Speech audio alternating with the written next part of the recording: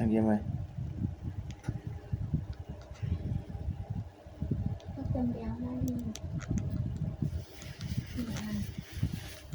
Sao bảo về Hà Nam?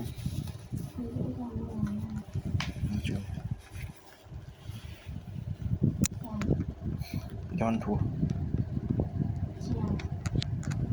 Wow. Ồ thì bảo ông mẹ sắp chết rồi, ung thư sắp chết rồi, mẹ ăn dỗ xong cháu biết còn không như bình thường nên là ra thăm ông nội trước, sau là về Nghệ An để ăn dỗ. Thì về Nghệ An ăn dỗ xong quay ra Hà Nam chúng ăn thua.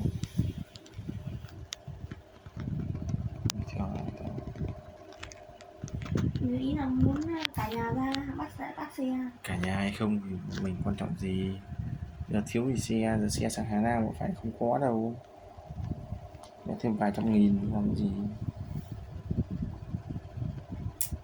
Giờ xe Hà Nam xong rồi lại bắt ra ấy, muốn cái gì ông thì cứ dập chết thì